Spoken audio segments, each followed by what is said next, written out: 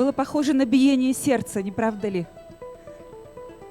Самое начало этой музыки, наше вступление. Мы ждем еще гостей. Мы понимаем, что время не очень удобное для всех, что некоторые все еще трудятся. И пока к нам приходят гости, я расскажу вам историю, которая, может быть, косвенно относится к нашей теме. Сейчас вы слышите виртуоза, музыканта Алексея Архиповского. Как вы считаете, какой это инструмент? Все знают, ну вот. То есть рояль в кустах не получился. Да, это балалайка, но особенная балалайка. Ее сделал Семен Иванович Налимов из села Выльгард. 17 лет прожил он в Выльгарде, в своем родном селе, где он и родился. Потом пошел в армию, а потом оказался после армии в Тверской губернии. Тогда это была еще губерния. И вот там он занялся производством балалаек, домр, гуслей из разных пород дерева. Груша, липа. То есть все делалось буквально по наитию. Сначала он учился, потом стал признанным мастером и изобрел ту самую русскую балалайку, которая годится для симфонического оркестра. Алексей Архиповский, который приезжал к нам несколько раз и увез отсюда из Сыктывкара жену, нашел здесь невесту. Вот такой интересный еще факт. Это звезда с мировым именем, конечно, он объездил весь мир, и он владеет 4 антикварными инструментами.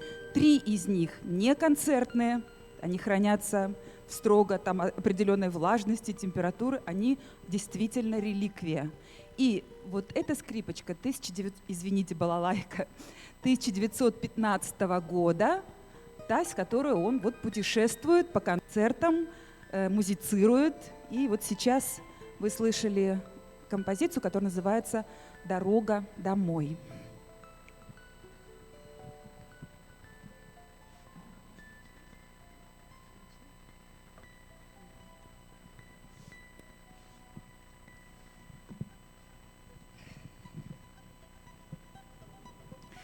Очень приятно, когда, подходя к встрече, все у входа обнимаются. У нас еще никогда не было такой аудитории, когда сплошные родные лица, сплошные рукопожатия и обнимания. То есть вот я вижу, там Татьяна волнуется, кто-то еще, видимо, не подоспел. А я пока похвастаюсь тем, что у меня есть. У меня в руках мой личный экземпляр книги. Вы прекрасны. Вячеслав Скребец. Та книга, ради которой мы сегодня собрались. Вот здесь есть какие-то подарочные даже экземпляры с ленточками. И мне удалось заполучить ее буквально из типографии. То есть я первый читатель, свеженькую достала себе. И как работник библиотеки я никогда не покупаю книги, если я не буду их подчеркивать. Первое. Второе – перечитывать. Третье – делиться с друзьями. И еще один принцип – брать с собой в дорогу. И погрустить, и порадоваться, и поскучать по дому. Поэтому эта книга мне пригодится на все случаи жизни, и она уже вся с закладками, с подчеркиваниями. То есть с самого начала, когда обращаешься к ней, уже не хочется называть автора Вячеслав, сразу хочется обращаться к нему как Слава, и даже Славка.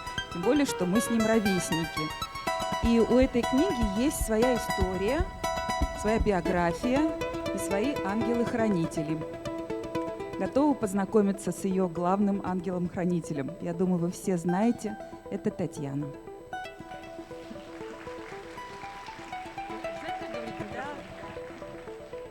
Я попробую. Честно говорю, сразу я волнуюсь, я очень волнуюсь. Во-первых, здравствуйте. Здравствуйте все, кто сидит в этом прекрасном зале библиотеки. Здравствуйте и вы, виртуальные друзья, без которых бы не было тоже этой книги. Мы здесь собрались по конкретному поводу. Повод, вот он здесь рядышком. У Славы вышла книга. Мы старались, мы очень старались. Я буду подсматривать, вы меня простите. Хочу сказать самое главное, что мы все понимаем, что сейчас здесь должна стоять не я, а должен стоять Вячеслав со своей книгой в руках и улыбаться вам всем своей обаятельной улыбкой. Благодарю вас всех, что вы все-таки нашли время, вы пришли. И сразу говорю, пожалуйста, не плакать. Слава очень не любил слезы, он любил всех веселить. И очень любил, когда все веселятся. Не мне вам говорить, потому что мы все через это прошли. Вот. И, честно говорю, я не ожидала, что придет столько народу. Очень приятно видеть в зале знакомые лица и незнакомые. Это значит о том, что все-таки Славу помнят, знают и любят. Не знаю, как бы он отнесся к очень громкому слову «презентация», но я думаю, чтобы мы погуляли бы вместе с ним и хорошо погуляли. И есть еще один повод. У него завтра день рождения. И именно эта книга – это подарок. Подарок ему и подарок всем вам от него. И подарок всем вам от команды, которая работала над этой книгой. В первую очередь это мы, могу сказать, это я и мои дети, наши дети, Артем и Варя. Иллюстратор Марина Демченко, город Воронеж, это моя племянница. Рисунки, которые вы увидите в книге, рисунки Константина Соколова. Они с ним познакомились в живом журнале, и Константин несколько рассказов проиллюстрировал. Славе они очень понравились, и он попросил, чтобы именно эти рисунки были в книге. Мы это сделали. Мы постарались максимально, чтобы было так, как он хотел. Мне кажется, что книга вышла замечательная, и я думаю, что она ему понравится. И, пожалуйста, вытрите слезы в задних рядах, так нечестно. Вот. И самое главное, наверное, это издательство «Титул». Это наши друзья Полина и Коля Романовы.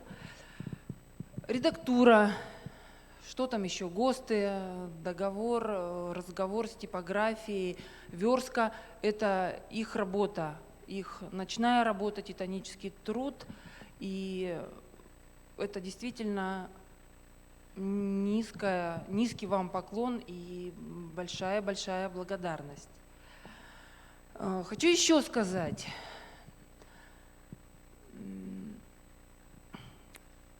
Здесь очень важные слова, которые вы все знаете. Низкий поклон нашим друзьям, семье Железовым, Наташе и Денису, потому что без них жизнь наша была бы страшнее, больнее и намного короче. И именно здесь, сейчас, я хочу вручить семье Железовых, Романовых, представителю Марины Демченко и маме у Вячеслава, ну, Алексей ее получит, потому что мама не смогла присутствовать, книги. Пожалуйста, подойдите, пожалуйста.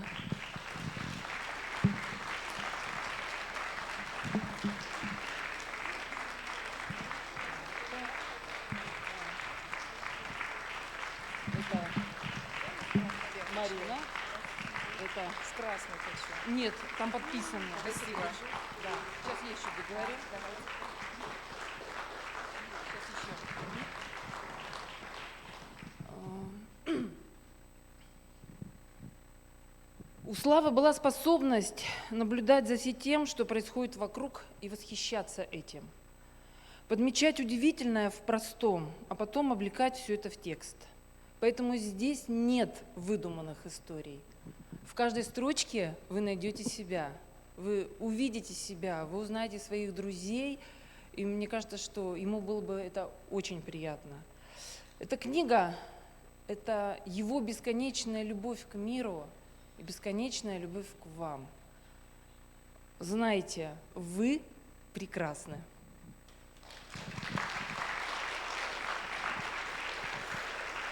Вы прекрасны, и вас снимают на видеокамеру. Но не бойтесь, можно хлюпать носом, потому что в камере этого всего будет не видно. Мы направили ее больше на экран. Я хотела сказать, что большая порция этой книги, конечно же, посвящена женщине, любимой и близкой.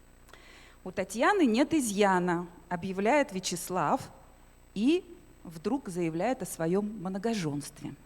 Страница 311. Многоженство. Моя закладка. Вот не помню, чтобы я сильно думал, когда женился. Видимо, нечем было. Но, скорее всего, некогда. Но вот что у меня будет гарем, я и не надеялся. Проблема многоженства в нашей семье разрешилась сама собой. На сегодняшний день даже со счета сбился, сколько законных жен прописано в нашей квартире. Старшая жена, фельдмаршал, как-то со всеми с ними справляется. Меня от этого отучила, я не вмешиваюсь, конечно, меня от этого отучила жена-педагог. Она упорная, все не лучшие годы потратила на то, чтобы научить меня вешать полотенце. Почти получается.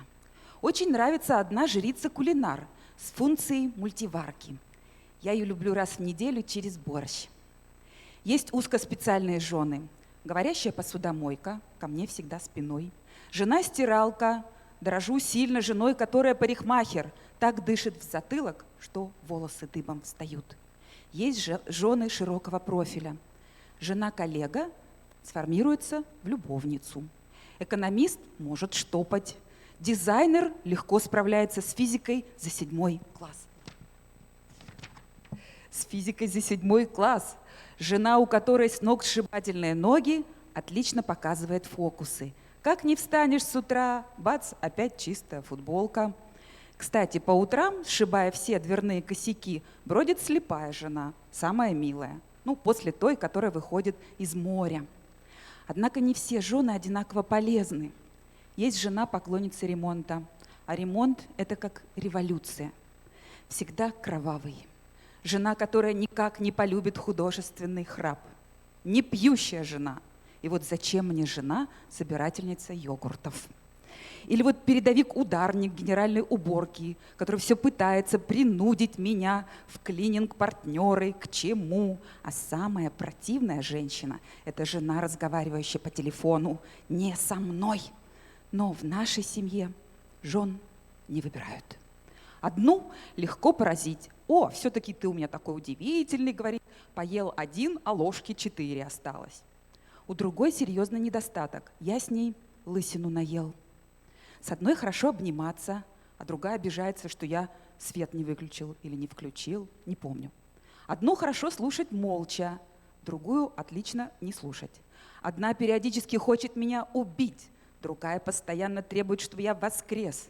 Когда одна из них улыбается, в раю для меня уже взбивают перины, но и в аду не дремлют, изобретая сковородки с шипами, потому что другая умеет всхлипывать. Одна все время что-нибудь покупает, другая произнесла, может быть, главные слова «пошути меня». С одной хотелось бы пройти как можно дальше, с другой – как можно дольше. И мне остается только дожидаться тех моментов, когда они собираются все вместе, и включается самый простой и любимый мой режим. Таня.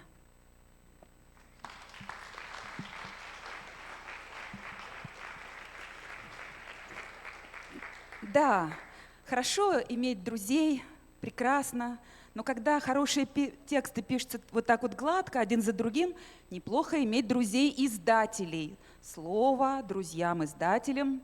Полина, ты готова? Полина Романова, Константин, прошу вас к микрофону. Близкие друзья и издатели нашей книги. Титул.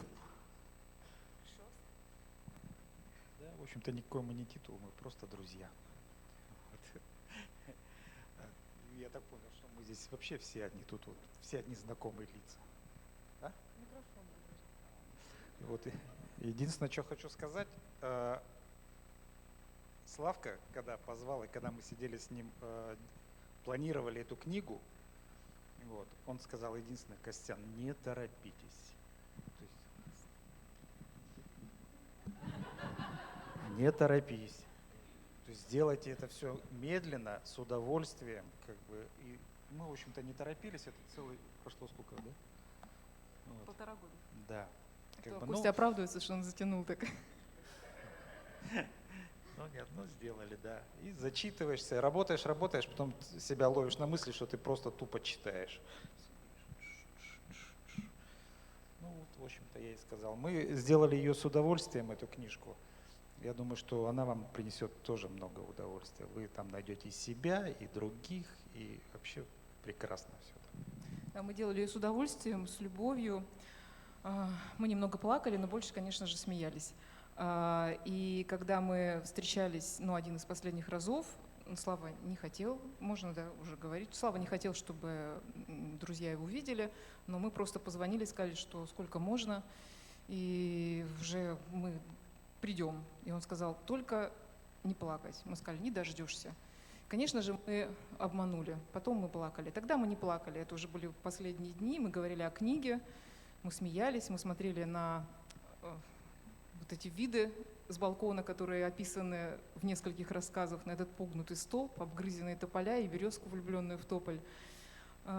И я все время вспоминала, и когда Слава ушел, и до этого я удивлялась, что когда мы собирались сначала чаще, потом пореже, он всегда говорил о нас так, как будто видит нас последний раз. Это были и тосты, и благодарность, и я всегда удивлялась, неужели я такая? И вот это есть в книге, то есть такая огромная любовь, и действительно выдуманного там нет, там есть лирика, там есть светлая грусть, но больше смеха, и иронии, и самоиронии. Это человек, который боялся быть серьезным, и человек очень тонкий. Поэтому я очень рада за тех, кто прочитает эту книгу, и я думаю, что многие герои еще не читали о себе, и я, например, когда читала, я постоянно завидовала Жанне Ивановне, почему он любит ее больше меня?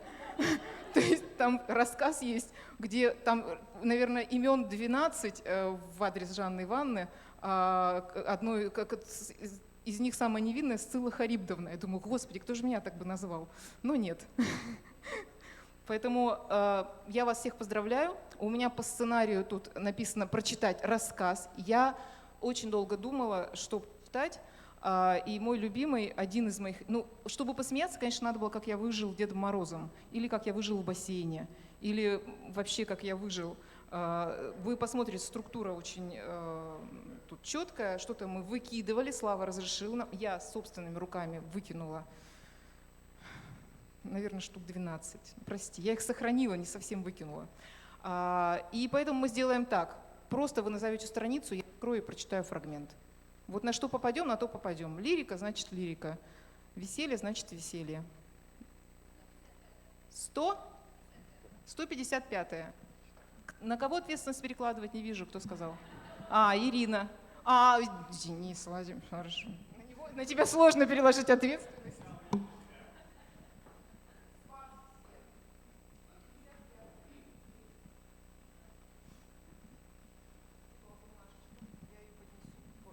Тут опять про женщин. Ты уверен, что ты хочешь про женщин? Женщина-камбала. Это когда рыбак и мужчина не может определиться, чего больше. Редкая добыча непрофессионалов, не способных разглядеть в наглом взгляде покорность.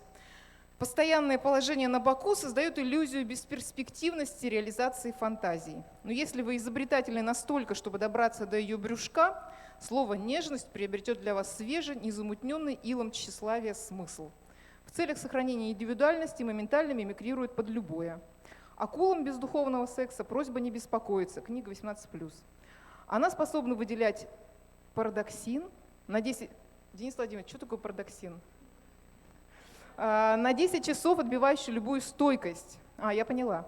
Не любят фотографироваться, от этого икает. Амбалы обожают носить камбалу на руках, ее невесомость и загадочность облагораживает. Плющить ее бесполезно. Мы попали на раздел, где Слава описывает несколько видов рыб. Много. Спасибо, ребят. Вот так вот. Можете ткнуть в любую страницу, и будет реакция примерно такая же. Восторг. Тексты отличные. Но очень сложно решиться сразу на книгу. И поэтому, конечно, неплохо сначала попробовать себя в сборниках разных авторов. И посоветоваться с маститым писателем. Такой писатель у нас есть. Елена Васильевна Габова, составитель литературного альманаха Республики Коми «Белый бор». В 17 номере 5 рассказов Вячеслава Скрипца.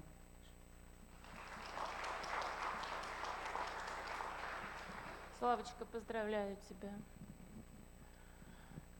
Здравствуйте. Ну, я, в отличие от присутствующих здесь, больше не друг Славы, а поклонник. Меня познакомили мои ребята Костя и Полина со Славой и с Таней. Ну и как это водится, я вообще очень зависима от соцсетей. И друзья я беру там тех людей, которые мне нравятся. Я щелкнула Славу и стала читать его тексты. Я вообще очень неравнодушна к текстам. К плохим текстам я начинаю негодовать, как это можно писать, даже в этих постах. Но если я была долгое время лид-консультантом, если видела плохой текст, мне просто плохо становилось. Я скорее Пушкина начинала читать, там у меня за мной полочка была с хорошими стихами, рассказами. Вот. И точно так же я неравнодушна к хорошим текстам. Если я вижу хороший текст, мне становится нехорошо, потому что только я читаю, надо, чтобы кто-то читал еще. И вот я стала читать Славины тексты. Тогда была маленькая Варя. И вот он писал о Варе, он писал о Варежке. Но это так он писал, что вот хотелось эту Варюшку увидеть, обнять, поцеловать. Ну вот он ее так любил, и он так это вкусно описывал. Я ему говорю, я написала ему: Слава, ты пишешь рассказы? Нет. Слава, тебе надо писать рассказы. Елена Васильевна, без меня много писателей. Я лучше буду читать или буду Славом Скрипцом. Это не так уж мало, и не так уж много, не так уж мало. Это не так уж много и не так уж мало. Но, Слава, тебе надо писать. И вот так вот повторялось из года в год. Из года в год. Мы встречались редко, вот когда ребята приезжали, Танечка и Слава приезжали к Косте и к Полинке, и мы встречались, я смотрела на молчащего Славу, и я к нему приставала: Слава, когда ты будешь писать? Когда будешь писать? Он все время, потом он стал, он сначала говорил нет, а потом он стал молчать. Вот. Потом, когда я уже узнала, что Слава болеет, я прочитала рассказы. Нет, я еще до этого прочитала рассказы, я просто обалдела. Я думаю, как это так? И я стала просить в «Белый бор» рассказы. Потому что я составляю рассказы, прозу, поэзию составляет Андрей Попов, я составляю прозу. Я просто у него вымолила рассказуха. И вот, когда его уже не стало, я этот рассказ, вы знаете, что ВКонтакте, это вот я ВКонтакте фигурирую, и в Фейсбуке была. В Фейсбуке это писатели из Москвы.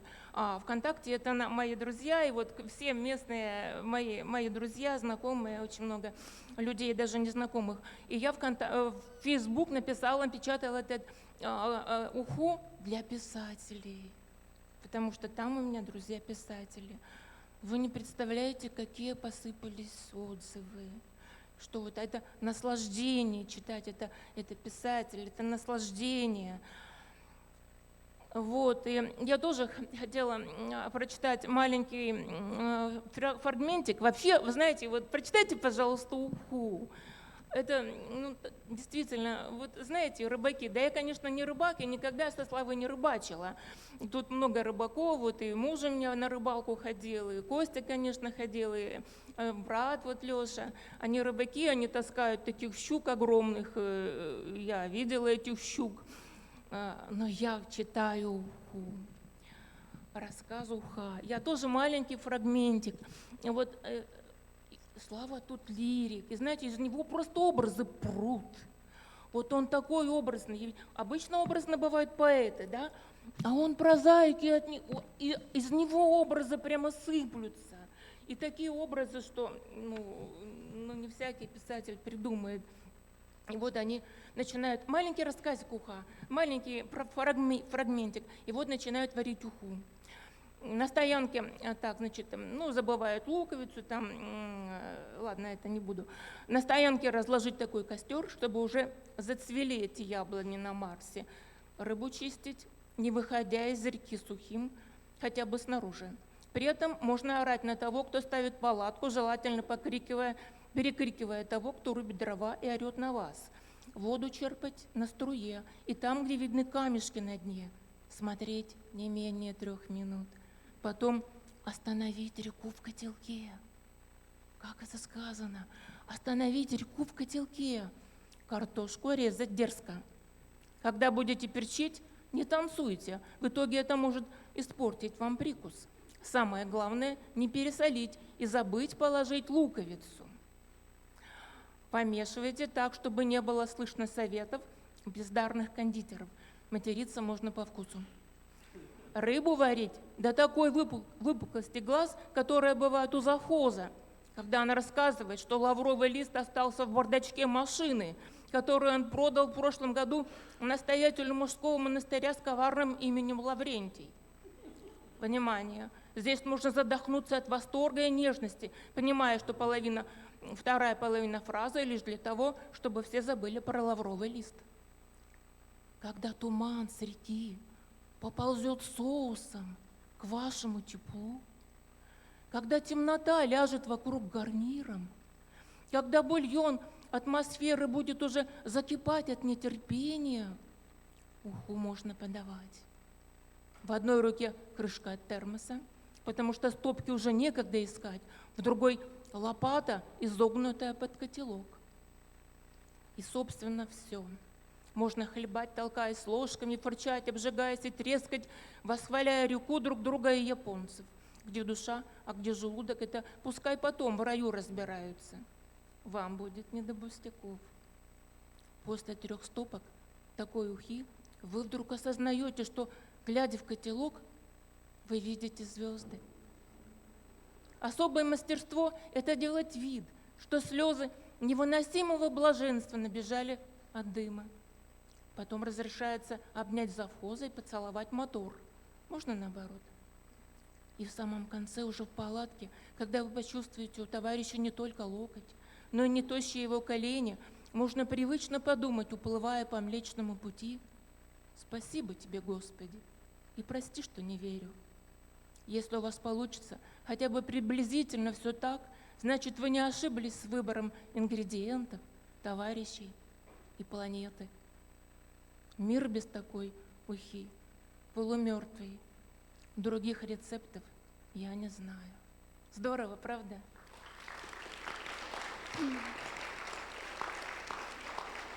Так что Слава – это просто хороший, очень хороший писатель.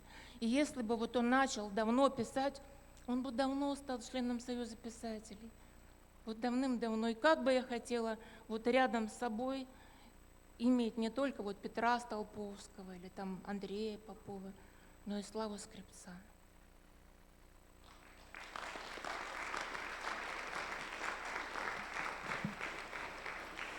Спасибо. Вы сегодня услышите все самое лучшее. И я предлагаю вам переместиться в другой город. Если мы возьмем сейчас вот этот сборник, то там в конце небольшие автобиографические заметки, и мы узнаем, что Вячеслав Константинович Скрипцов родился 18 марта 1968 года в Уктыле. То есть за 2 года до этого туда заехали газовики, город стал городом, И родился наш Вячеслав. Пошел в садик, там встретил друга Гену, с которым дружил до 8 класса, вплоть до 8 класса. И сегодня мама Гены с нами. Галина Николаевна Кравченко. Встречайте. Дорогие друзья, конечно, Таня, ты молодец, что ты такой тон в аудиторию задала, ну хотя трудно сдержаться, да? Да, можно. 55 лет, ну в голове не укладывается. Казалось бы, человеку жить, жить и жить. Надо бы, да? Ну вот так судьба сложилась. И мне, конечно, хочется сказать, я здесь не одна вуктыльская, здесь еще классный руководитель наших детей, которые учились у него, это Василий Анатольевич. Я думаю, что Василий Анатольевич, если я что-то здесь, так сказать, не скажу, вы дополните, скажете все, что нужно. Конечно, наши дети дружили с самого детского сада. И Славика я знаю, ну совсем маленького. И что характерно для этих детей, вот 68-го года рождения для вуктыльцев, мы приехали, мы все были там счастливы. Когда вот говорят, что в советское время там что-то не хватало кому-то, нам все хватало. Мы с голоду там не умирали, мы были одеты, обуты. И что касалось наших детей, вот по своему сыну скажу и по Славику скажу, что это абсолютно, как сказать, одинаковое восприятие мира, что если даже что-то попадалось, и где-то одежда какая-то выделялась из общего ряда, то наши дети не носили. Мой сын говорил, я не Борчук, и нечего мне так одевать. Точно так же Слава с простой семьи, я знала хорошо его очень папу, маму. С папой мы работали в одной организации. Папа был водителем, и он был на очень хорошем счету.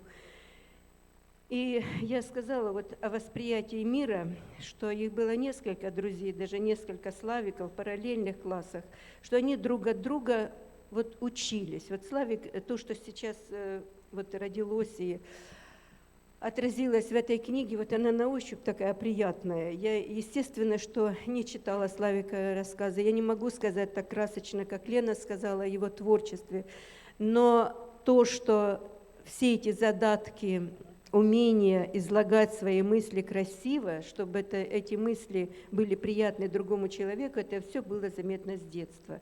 И вот что касается мальчиков, которые дружили, как сказать, дружили, вот, например, у Гены не было таких талантов писать, да, но тем не менее, вот они друг от друга учились, и Гена, например, читал стихотворения Маяковского, где вручали паспорта детям, вот, который возраст подходил. Например, Гена умел играть, а Славик не играл на инструментах, если мне память не изменяет. Но тем не менее, вот когда в школу они приезжали в связи с десятилетием уже после гибели моего сына, Славик привез туда на магнитной пленке, вот они коллективно собрались, кто играл на кастрюле, кто играл на гитаре, кто играл, даже там голос Гены услышал, не знаю, где эта пленка, но вот я помню Славика. Это, если 88-й, это, наверное, был 98-й год, и он приезжал в школу, и я помню его слова, я помню, как он сидел, как для него это было значимо. Но не буду я распространяться, потому что как-то не могу я все свои мысли в кучку собрать. Я хочу прочитать несколько строк, которые написал Роберт Рождественский. Роберт Рождественский написал эти строки тогда, когда тоже уже понимал, что он уходит на небеса. А он написал следующим образом. «Тихо летят паутинные нити, солнце блестит на оконном стекле. Что-то я сделал не так, извините, жил я впервые на этой земле. Только сейчас я ее ощущаю, к ней припадаю и ею клянусь. И по-другому прожить обещаю, если вернусь, но я не вернусь». Спасибо большое, Таня, что ты нас пригласила. Я даже вот представить не могла, что у Славика такое вот творческое окружение, что вот он достиг таких творческих высот. Вот я со своей точки зрения говорю. Ну, вот что-то здесь, как-то, знаете, и радость, и грусть все вместе. Но слава Богу, ты молодец, что ты вот сделала, ты сохранила память его на, ну, на многие годы, так скажем. Куда это девать?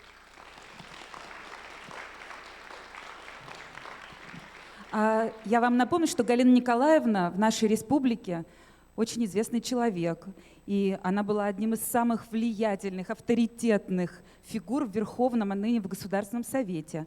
И трижды избиралась депутатом Госсовета, 13 лет возглавляла самую массовую женскую общественную организацию «Союз женщин Республики Коми», и после ухода из политики руководила исполнительной дирекцией Общественной палаты Республики Коми. Все так. Ну, школьные годы сейчас немножечко продлим. В 4 классе пришел новый классный руководитель. Звали его Василий Анатольевич Воровский. Каким был Вячеслав школьником?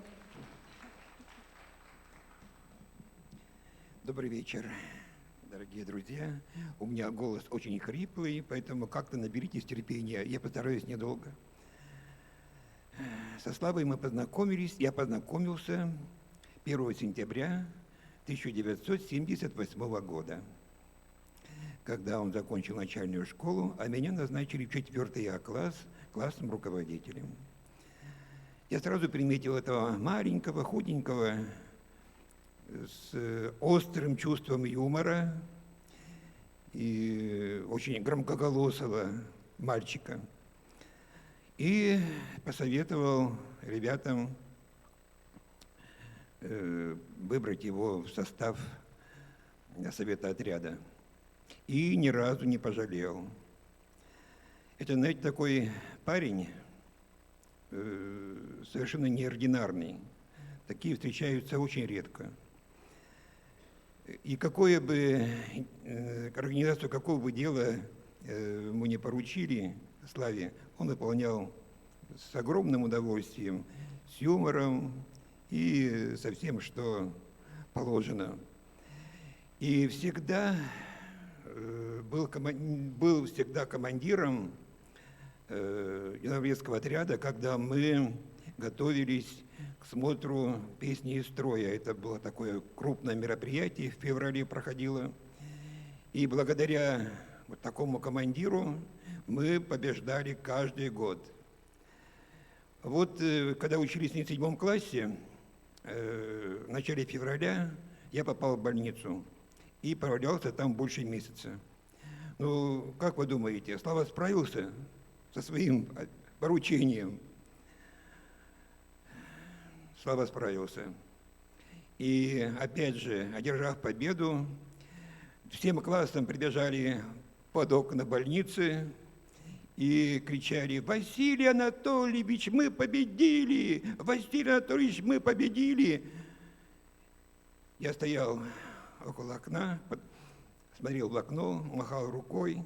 Они прыгали, скакали, валялись в снегу. В общем, радости было немерено. И вот тогда я понял, что это не просто мои ученики, это мои дети. Самые любимые, самые дорогие. И вот так сложилась жизнь, что, уехав с Токтыла, я больше не работал родовым учителем, и не довелось мне больше вести класс, я очень сожалею. И вот это самые милые, самые дорогие дети, я помню их по списку классного журнала наизусть. Всех помню. И очень жаль, что уже 8 из них нет с нами, в том числе и Славы. Со Славой мы расстались в 1983 году и встретились в Сыктывкаре через 20 с лишним лет. Я на улице случайно. Я бы, конечно, его не узнал, потому что помню вот такусеньким мальчиком. Он окликнул меня, и я узнал его по голосу. Но это был уже не Славка Скребец, это был Вячеслав Константинович, возмужавший, крепкий, такой подросший. И мы обменялись телефонами и общались. А когда Варвара пошла в 1 класс, и моя внучка пошла в ту же самую школу, мы встречались со Славой уже чаще. Он приводил в школу Варю, я Леру, и вот там мы пересекались очень часто. Созванивались, общались. Я даже в гостях был однажды у Славы с Танюшей. И вот в период этого общения я узнал Славу как, еще с одной стороны, это заботливый муж, отец, сын. С ним он говорил всегда о своих близких на возвышенных таких нотах. И всегда говорил, что Таню, сына и дочь, и ему послал Бог какую-то награду. Он просто боготворил свою семью. Но все-таки он остался таким же шутливым, таким веселым, озорным парнем. С ним всегда было легко и весело. И я бы хотел выразить слова благодарности тем людям, которые организовали издали эту книгу. Это не просто память о человеке, это память о его характере, о его жизни. Спасибо вам большое.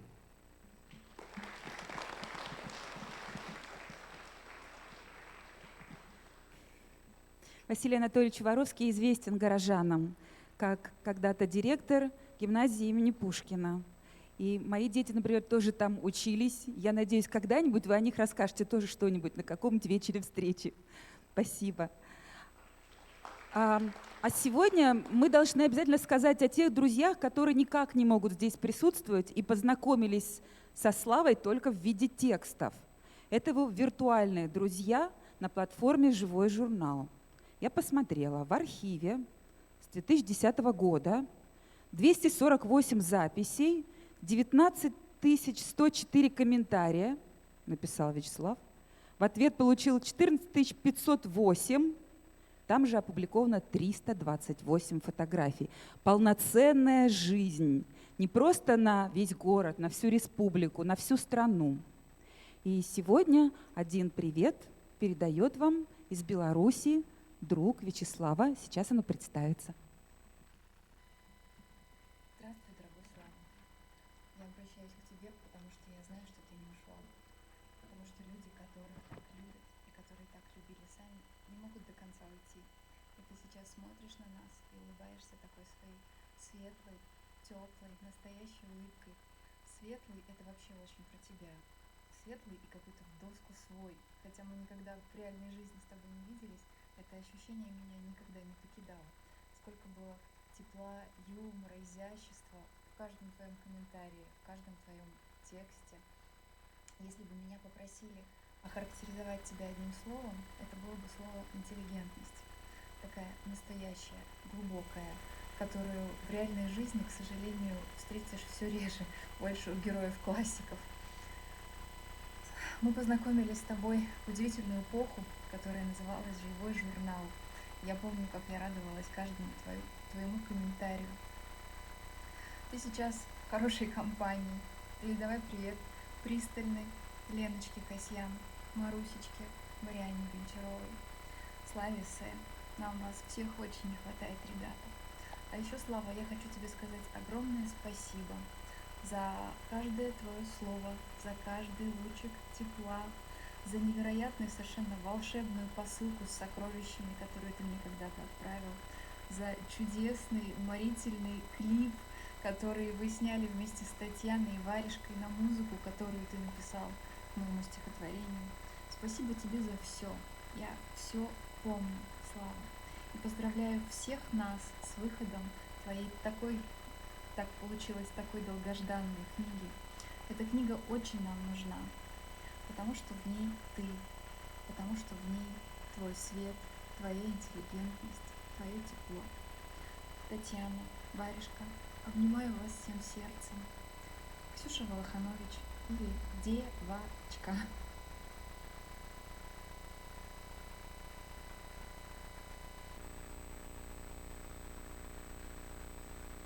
Волоханович. Слова благодарности за книгу и слова признательности за дружбу прислали Наталья Волнистая, Беларусь. Она написала предисловие к Славиной книге. Ее называют виртуальной крестной мамой, потому что именно она пинала и заставляла его печататься. А рассказ Натальи Волнистой есть в одном из рождественских сборников у нас в библиотеке, можете его поискать. Елена Михалкова. Это очень хороший российский писатель с большим багажом. Несколько книг есть в нашей библиотеке. Она автор детективных и фантастических романов. Если любите хорошую интригу, пожалуйста, Елена Михалкова, которая тоже вспоминает Славу с благодарностью и говорит: удивительно, он был такой смешной, но никогда ни грана сарказма. Он не позволял себе шутить жестоко, только очень по-доброму. А стихи написал о нем Карен Маркарян. Я попробую набраться храбрости и прочитать их. Он посвятил Вячеславу эти стихи. Наш Слава написал последний пост, вновь озарил своим небесным кодом, как будто извиняясь, что уходом он горечь нам, оставшимся, принес. Влюбленный муж и любящий отец, философ и рыбак и мастер слова, душа твоя с небес светить готова и поощрять горение сердец. Прощай, дружище, Вячеслав Скрипец. И еще короткое и емкое высказывание друга. Татьяна Костерина. Слова о славе. Москва.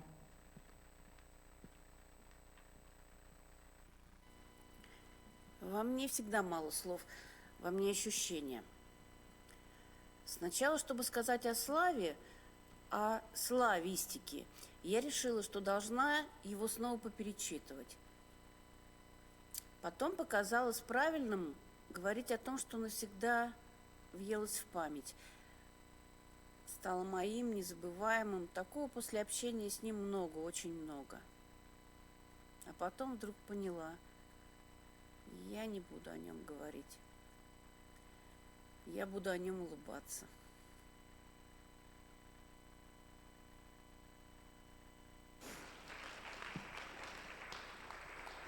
Я буду о нем улыбаться. Улыбайтесь, друзья. Бывают друзья виртуальные, бывают друзья-издатели, бывают друзья-врачеватели, целители. И бывает, что они ходят парой. Денис Владимирович и Наталья Юрьевна Железовы. Вам слово. Прошу вас к микрофону с улыбкой. Ну, я скажу, Денис Владимирович был и педиатром моих детей, поэтому очень приятно. Сегодня спасибо, не про меня. Всем добрый вечер. Наталья Юрьевна очень волнуется. Ты плакать же не будешь, да? Да, хорошо. Все, без аплодисментов сейчас, Наталья Юрьевна. Ну, во-первых, Слава обещал нам не жениться. Да. Или он всем обещал, не только мне. Ну, если серьезно, то Слава был очень несерьезным. Я думаю, что все вы это знаете. Он постоянно шутил. И шутки у него лились из всего. Из буквально какой-нибудь ерунды. Буквально ты мог чихнуть там или махнуть рукой, и появлялась шутка. И это всегда было очень смешно, забавно и до слез весело. Он шутил и в стихах, и в песнях, и в текстах, и даже просто вот в разговоре за сковородкой с картошкой. А еще он был действительно очень светлым. И мне кажется, что вот этим своим светом он обволакивал всех людей, кто был рядом с ним. От него всегда было очень тепло, уютно и очень весело. И когда ты был рядом с ним, тебе казалось, что ты такой же умный, ты такой же веселый, и даже ты такой же немножко, наверное, талантливый, как он. Я не знаю, как это у него получалось, но вот действительно рядом с ним вот ощущали, я думаю, что многие себя так. Еще он ни на что не обижался. Ни на сложившиеся обстоятельства, там, ни на плохую погоду во время рыбалки, ни на друзей, ни на тех вертолетчиков, что оставили его в тундре. Помните, когда он на месяц завис там? Он не обижался. Он говорил, это было прекрасно. И даже на тех, кто ловил рыбов больше, чем он тоже не обижался. Он одновременно был мудрым и одновременно оставался ребенком. И мне кажется, что вот на все, что происходило вокруг него, он всегда смотрел широко открытыми глазами, впитывая все прекрасное, что было вокруг него, и отдавая это прекрасное всем нам. Для него все было прекрасно. Да? И косолапые пяточки жены, и даже пьяные друзья под балконом в снегу, и пить из термоса чай в 3 часа утра прямо посреди дороги на своем рыбацком ящике. Это было прекрасно. И покусанные мошкой дети до самых костей на сплаве, это тоже было прекрасно. И даже соседка, которая переписывала номера машин, которые встали на газоне, это тоже было прекрасно. Он был лучшим Вячеславом на свете, я думаю, многие об этом знают на тех рядах. Он пел, как Розенбаум и Маркин одновременно. Он танцевал, Нуриев обзавидовался бы. А как он сжигал костры, помнит ни одна канистра с бензином. Он был талантливым и очень скромным. Он был настоящим, очень сильным и бесстрашным. Он бесценный дар нам. Слава, ты прекрасен. Не реветь. Таня просила не реветь. На мне Слава не обещал жениться. Вот, да, прекраснейший человек в моей жизни, в моей судьбе. Очень много интересного опыта, очень много интересных рассказов, очень мало, к сожалению, совместных рыбалок. Вот. Да, все эти рассказы, которые в книге есть, мне удалось послушать буквально живьем. Вот. Он их иногда озвучивал, просто в книге это уже по-другому выглядит немножечко. Вот. Это на самом деле счастье в своей жизни, да, встретить такого человека. Книгу, которую мы сегодня тут все практически, да, держим в руках, это продолжение нашего друга, отца, мужа, знакомого, да, писателя. Поклонники будут видеть продолжение славы, да, и в то же время мы все сами должны помнить, что мы и есть эта книга. Вот это все вместе, слава, мы, да, все отражено вот в этом вот издании. Всем спасибо.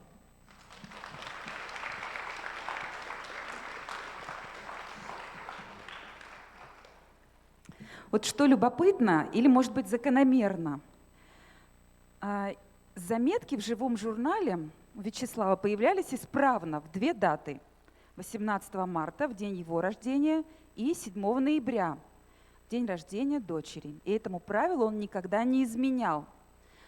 Я не знаю, передается ли чувство юмора по наследству, с уверенностью ответить на этот вопрос нельзя, но мы знаем, что дети шутят, а взрослые записывают. Вот несколько заметок. Тут уже были комары, вот они. В машину набилось комаров. Татьяна хлопает им по ушам. Варька кричит: «Не убивай Федю и Петю с Катей!» Открывает окно, машет, выгоняя всех, вслед кричит: «Чтоб 8 были дома!» Следующая заметка. Ноябрь 2011 года. «Доченька, не надевайте колготки, на них дырка». Это не дырка, это проталинка. Варвара Вячеславовна Скребец, также известная как Варежка. Трудно не быть Богом.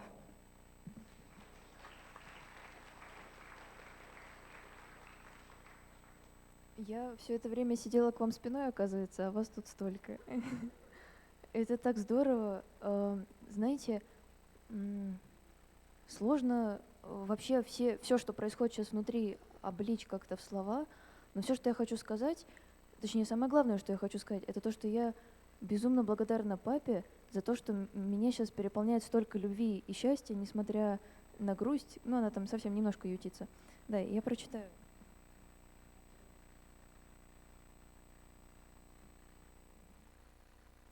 Трудно не быть Богом. Преодолевая оковы скромности Имею право сообщить, что однажды спас Чапаева. Даже закаленный инъекциями кошмаров от Чуковского, я не мог пережить финала киношедевра о Василии Ивановиче. Нельзя так поступать с моими героями, тем более, когда мне всего 10 лет. Уже 3 года я любил алфавит до буквы «Т» и пользовался им как прожорливый читатель. К тому же ничего другого у меня под рукой не было. И вот, наперевес хромой грамматикой, сразу после ненавистной надписи «Конец фильма» я бросился на борьбу с удушающей несправедливостью. Буквы сами складывались в слова, слова выстраивались в складные строчки. Это был не полк, но уже взвод. Наобум строчил из пулемета знаками препинания, саблей разрубал пробелы, крошил тексты на абзацы. Я вывернул пространство, развернул реальность и пустил время вспять. Красный командир не утонул, доплыл и потом отомстил. Ну, почти. По крайней мере, хлюпать носом я перестал. Так я потерял творческую девственность. А потом мне один толстобородый стенописец указал: «Можешь не писать, не пиши». Законопослушно обрек я себя на творческое воздержание, простите, Кирилл и Мефодий. Долго предохранялся Жюль Верностью и Фенимер Куперством, глотал пилюли Пелевина, принимал вакцинацию от Стругацких, а внутри все уже Бредберила изудели ожоги Ожегова. Что делать, если у человека по ночам творческие схватки или того хуже потуги, а после 6 ничего нельзя, кроме поэтического запоя? Чем лечить прозаические чеховские прыщи на творческом теле? Как спастись, если у тебя гюгентомания или того хуже открытая форма тяжелой достоевщины в стадии Булгакова? Если на тебя изнутри голый Гоголь смотрит глазами Гомера? Или случилось самое простое и смертельное, к примеру, любовь? Не то чтобы несчастная, но такая, что тебя больше, чем ты есть. Только бежать в космос, а там залюбуешься нежными одноразовыми снежинками, как начнешь хватать их теплым живым русским языком, и вдруг прорвет на Есенинину. Короче, слаб оказался я на передней лобной доле. Какого, о Генри, подумал, терпеть самого себя до такой степени? И вот стали возникать микроскопические вселенные, где только я верховодил, правил, царствовал. В одной руке у меня орфографический скипетр, в другой — диалектическая держава. Потом некоторые буквы стали звучать и даже складываться в мотив. И вот уже они играют на тебе, с тобой, в тебя, а ты уже запутался, дирижер ты или последний смычок, да и неважно. Писательство — это такой кукиш в сторону смерти. Правда, у некоторых он в кармане и заряжен холостыми домыслами. В общем, до сих пор не знаю, каким вольтерскотством остановить это мураками-блудие. Нет, я готов и даже был бы рад этому, но только если найдется тот, кто время от времени будет спасать моего внутреннего Чапаева. А я бы просто сидел и праздновал эту жизнь, как сегодня, например.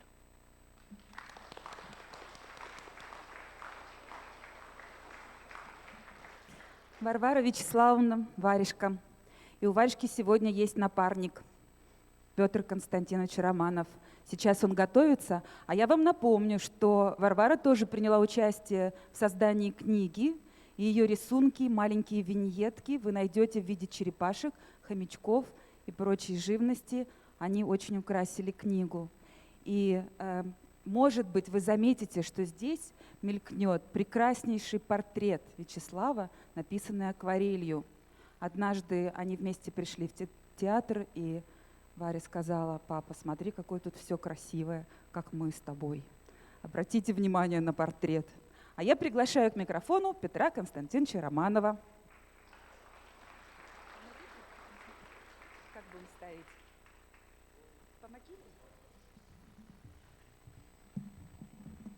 Небольшие технические приготовления, потому что человек играет по старинке акустикой, как и положено настоящему музыканту.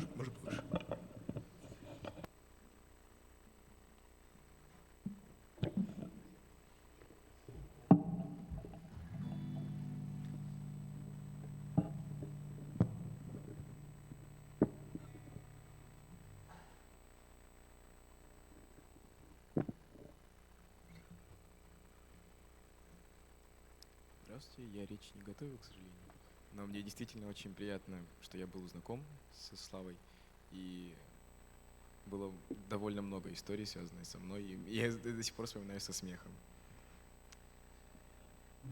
Помогите сделать выше. Да.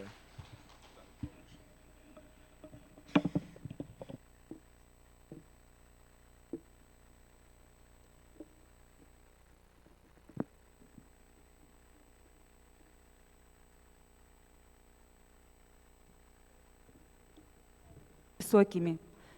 Да, но ничего страшного, у нас видеопленки хватит, продолжайте.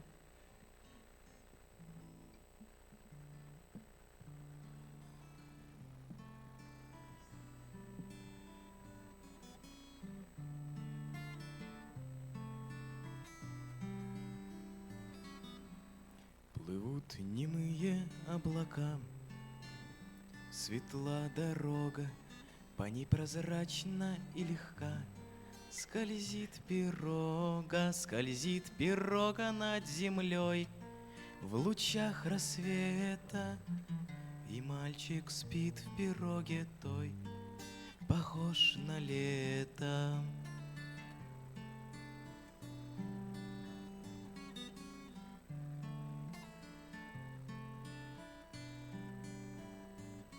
Он спит, не ведая куда, несет теченье, и жизни радости не беда, а приключение. Рука не трогает весла, несет пирогу. Вода прозрачна и светла, и слава Богу. Да сойдется тихая река с рекой познаний, и образуется река воспоминаний, и покачнется тяжело его пирога, но он возьмется за весло, и слава Богу. Он плывет через моря и океаны, и он увидит, как горят сердца и страны. Ночей и будней штормовых случится много, но он останется в живых, и слава Богу.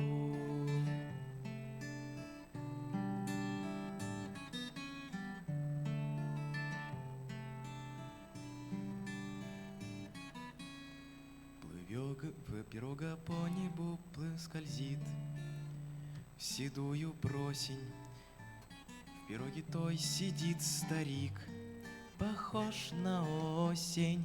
Рука не трогает весла, несет пирогу.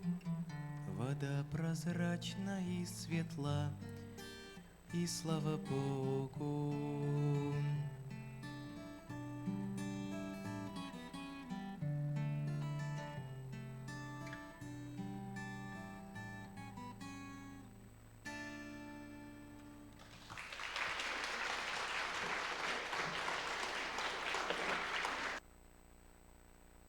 А продолжит эстафету Алексей Скребец.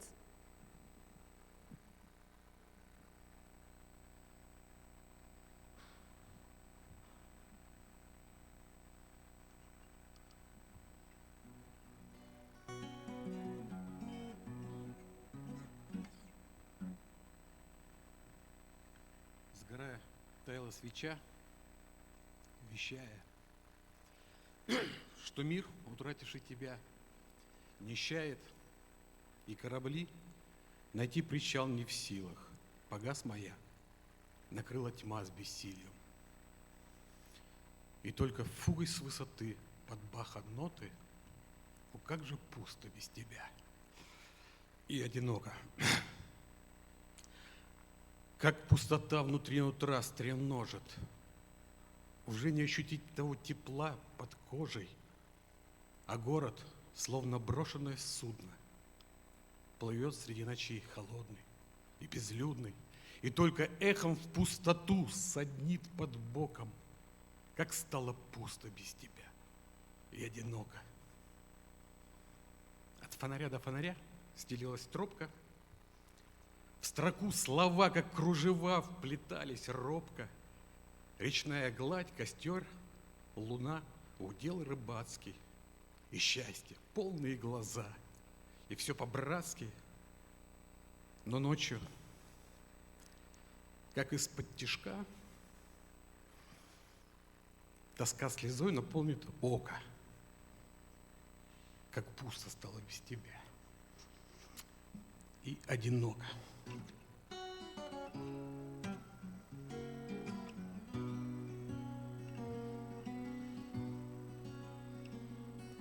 Под Ухтой Ухта, река, берега круты. Старенький Ян-2 едва над тайгой пари. Прилетишь, пиши письмо мелом на снегу. Я твои стихи в душе долго сберегу. Прилетишь, пиши письмо мелом на снегу. Я твои стихи в душе долго сберегу. Там, где восход греет ели, где байдаркой Амелии чертили маршрут, задыхаясь, хрипели и пороги ревели, провожая нас в путь. Под Ухтой Ухта, река, берега круты. Старый друг ЗК струной душу береги. Где тату не блажь, ни понт биография, и этап, как страшный сон, география. Где тату не блажь, ни понт биография, и этап, как страшный сон, география.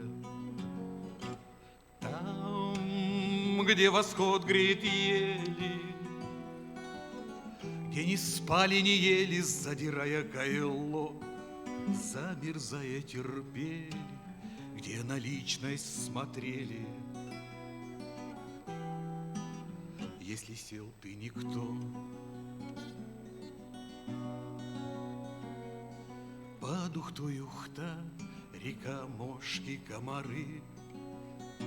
Ты куда спешишь, мой друг, сядь, поговорим.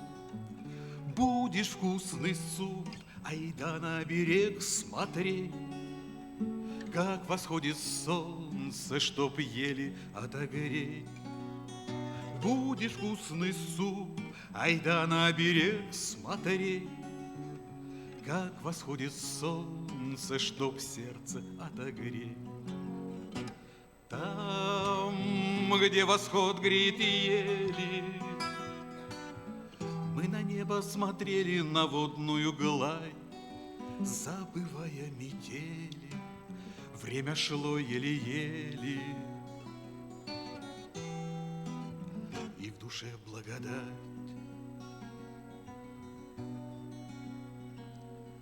Под Ухтой Ухта, река, берега круты. Старенький Ян-2 едва над тайгой повис. Фото на стене протру и уже кряхтя. Подойду в окно, взгляну, как там без тебя. Фото на стене протру и уже кряхтя. Подойду в окно, взгляну, как там без тебя. Там, где восход греет ели, мы на небо смотрели, на водную гладь, забывая метели. Время шло еле-еле, и в душе благодать.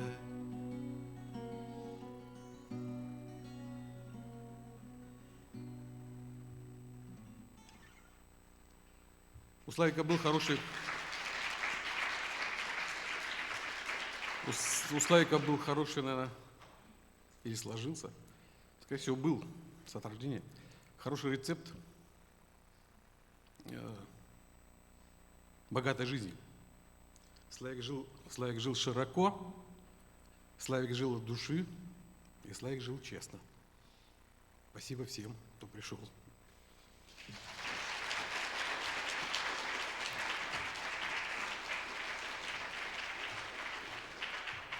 А давайте разгоним бардов, написал однажды Вячеслав. Но нет, еще не время. Музыкальное посвящение другу от руководителя любителей клуба любителей авторской песни «Клаб» Ирины Коновой. Прошу, встречайте.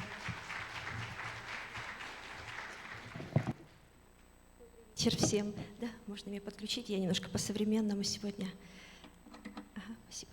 Конечно, хочется сказать спасибо большое скрипцам за приглашение, Татьяне, Варе. Всегда приходишь к нам в гости именно к скрипцам. Вообще со Славой мы познакомились дважды, и первое познакомилась Владимир Перов, который сказал: есть хороший человек, пойдем, надо обязательно с ним познакомиться. И я попала в вот такой водоворот. Слава удивительный человек, умеющий вокруг себя собирать, помогать, греть, восхищать, не знаю, как-то творить вот вокруг себя целый мир. И, конечно, Володя Перов, который тогда чувствовал свою какую-то, может быть, растерянность от того, что он пишет. Ему казалось, что это никому не нужно, что все это не для слушателя, что это какой-то сложный жанр. Благодаря Славе он не только сумел найти вот такого слушателя своего, но и обрести огромный мир людей вокруг себя, потому что Слава дал денег на запись диска. Был такой трудный момент. Слава говорит: не говори, Володя, что вот я дал эти деньги.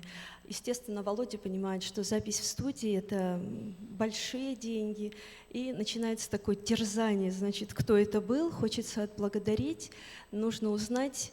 Вот. Но вот такая тайна была сохранена, потому что вот Слава, он щедро умел помогать людям вокруг. Эти бардовские встречи сыктывкарские всегда вспоминались длинными песенными посиделками, в которых можно было не только вот выступить на сцене, увидеться со зрителем, но и можно было поговорить еще, потому что в песне главное вот это послевкусие, возможность еще и еще поговорить словом, и именно вокруг Славы можно было говорить, читать, импровизировать, создавать что-то, не знаю, что-то новое, шутить и плакать, и смеяться. Он всегда умел вот создать ту самую атмосферу, в которой этой песне нужно было состояться.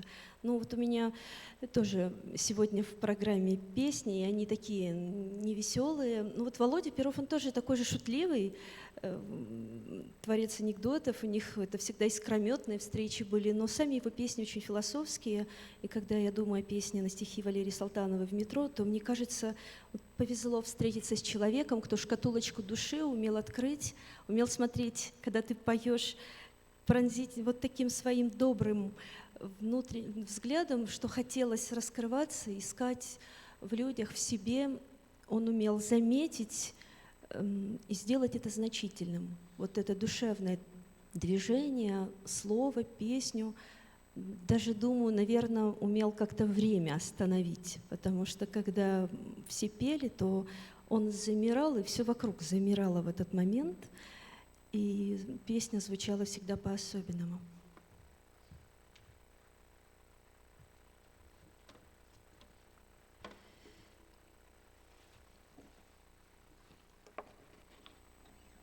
Спасибо, Слава, за песни Володины, которые сегодня могут звучать снова и снова.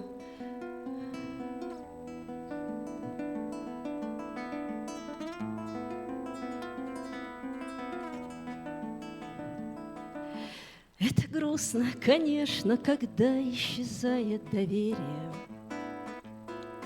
Вот опять кто-то резко вскочил и ушел, не простясь, от того, что ему слишком поздно, быть может.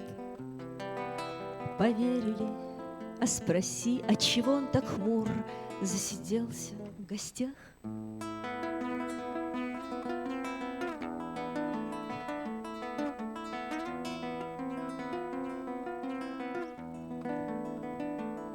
Слава Богу, что он не умеет юлить и заискивать, и выискивать сотые смыслов, похоже, что так.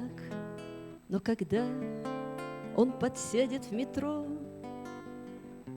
не спугни его исповедь, светлый ларчик души, что открылся тебе за пятак. Но когда он подсядет в метро, не спугни его исповедь, светлый ларчик души, что открылся тебе за пятак.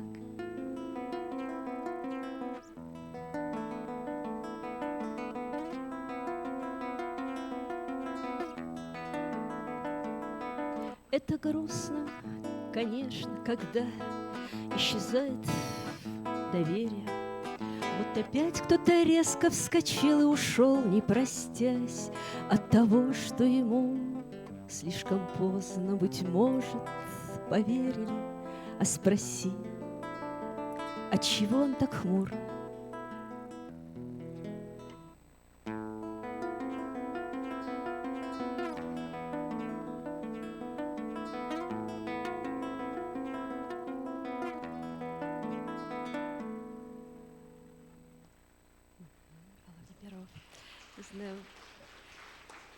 Я сегодня хотела еще одну песню. Вот второе знакомство со Славой было позднее. Был такой небольшой перерыв, и второй раз нас познакомила Варя. Когда Слава позвонил, сказал, что Варвара хочет заниматься в клубе любителей авторской песни, то началась новая эпоха, потому что Слава потрясающе умел вдохнуть в жизнь клуба особенную волну. Это всегда на вечерах экспромты, стихотворения, посвящения, видеоролики о поездках школьников. Это всегда такой, аура этого совместного дела.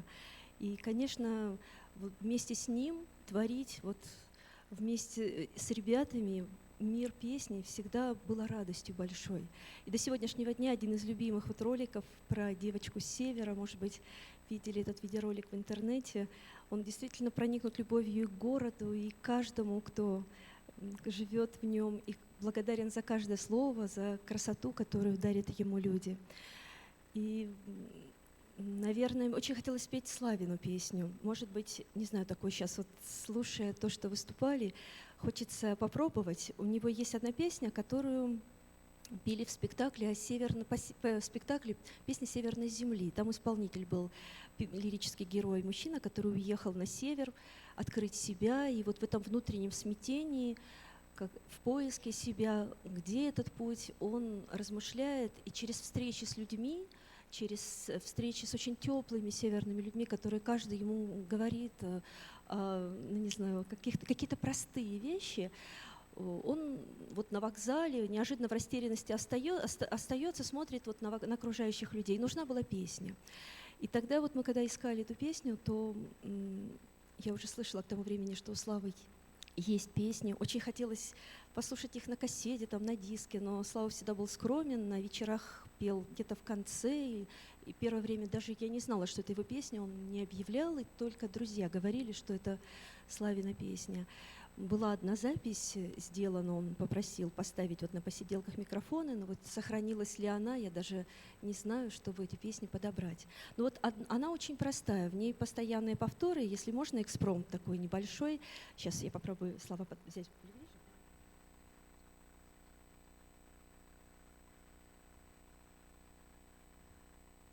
Я бы хотела предложить публике, которая собралась, я думаю, что вы легко уловите смысл и мелодию несложную. Там припев такой: «Неведомые дали ждут давно, качнется наконец-то за окном, неясному мотиву вторят поезда, и ты поймешь, что горе вовсе не беда». Очень многие строчки повторяются. Прошу вашей поддержки. Вячеслав Скребец. Видать, без успеха искусство умножим и право писания, а может уехать, а может поможет табло расписания. Здесь повторы. А может уехать, а может поможет табло расписания. Какая удача! Не скоро, не скоро еще расставание. Решаешь задачу на время и скорость, и на расстояние. Решаешь задачу на время и скорость, и на расстояние. Неведомые дали ждут давно, качнется наконец-то.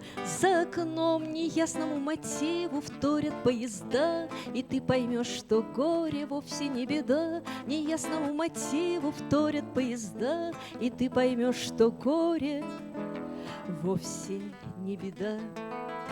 Не в марте и не в мае себе не позволишь обмана, плетение. Ведь ты же понимаешь, что это всего лишь пример на деление. Ведь ты же понимаешь, ведь ты же понимаешь, что это всего лишь пример на деление, пример на деление.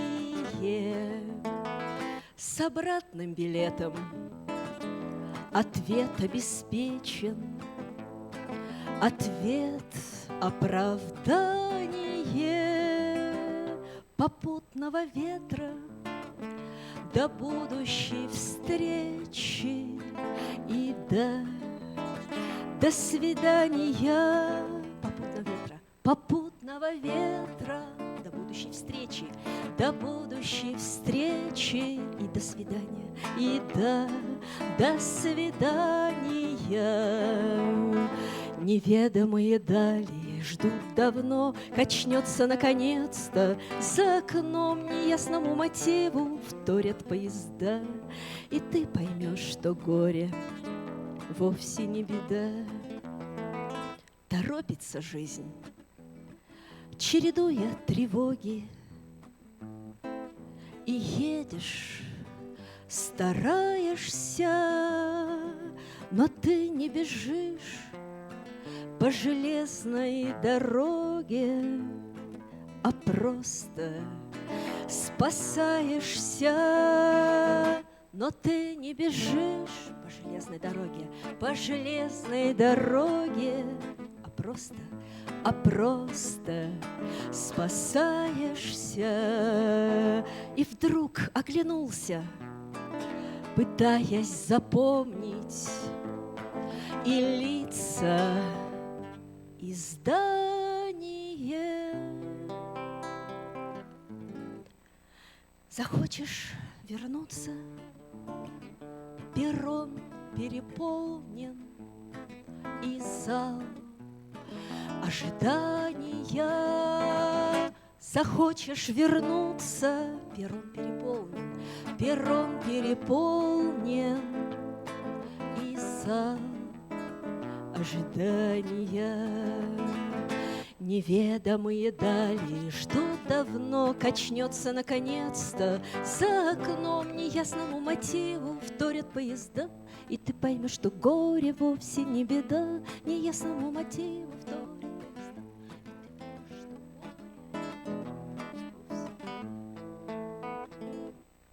Спасибо вам. Спасибо за книгу. Спасибо за встречу. Мы уже приближаемся к финалу. Хорошо сидим. За разговорами усыпили дитя в 5 ряду. Так что, парды, пойте нежно. Сейчас, прежде чем мы представим нового исполнителя, следующего исполнителя, будет текст «Триумф и птица». Читает Полина Романова. Знаете, птицы такие люди. Слышно меня, да? Я встала на сцену, потому что я посидела сзади и поняла, что в задних рядах ничего не видно. Птицы такие люди, которые летают над миром. Тут не все из Сыктывкара, ну, в смысле, они из Сыктывкара и отовсюду. Один из них птица и его семейство, только часть которого заснула в 5 ряду. А птицы здесь немало строк, не один рассказ, прочитаю небольшой. Как вообще все это случилось у них? Он, не знаю, предлагал ли ему жениться, мне кажется, неоднократно. Мирская слава может наброситься неожиданно, как летучий хариус на паденку в середине июля. Если суждено, она настигнет любого, будь то уборщиком библиотеки сельского клуба или егерем на заброшенном кордоне национального парка. Сторониться бесполезно. Со мной она приключилась давно, когда я еще путал сублимацию и субсидия. Однажды пыльным летом, похожим на замшевые сандалии начинающего камевояжера, я курил с грацией мангала на собственном балконе и кроме как дымом более ничем не упрекал небеса. Рядом виртуозно плевался мой соратник по решению проблематики превосходства бесцветности столичной над ржавостью Арагви. В общем, жизнь бурлила в миноре. Женька птица цыкнул зубом и сбил плевком конфетный фантик с бордюра. Птица — это эстетическое погоняло из мира музыки. Поет гад так, что в нашем городе из-за него ни соловьев, ни жаворонков не заведется никогда. С ним в приличное общество не суйся, проснешься в Нижнем Тагиле на конкурсе патриотической песни в кирзовых сапогах и помаде. За гитару его могли снять с поезда и посадить на поезд. Как-то в вагоне состава Лабытнанги-Москва он достал гитару, и тут же прибежала проводница жертв. «Мальчики, не хулиганьте!» А толстобородая тетка из соседнего купе прошептала на весь вагон. «Этого еще только не хватало». Через пару часов проводница пыталась обнять тетку за шею, а та подливала ей из термокружки красненького. Обе подпевали так, что было понятно. Женька обречен вечно скитаться в этом вагоне. В наше купе билеты стоили дороже, чем на поезд. Настоящая птица, мой друг. И зубом цыкает фирменно. Когда Жека в 3-й раз подряд попал в фантик из-под дюшеса, он, не глядя мне в прошлое, сказал: «А поехали на Грушинский фестиваль?» Я икнул.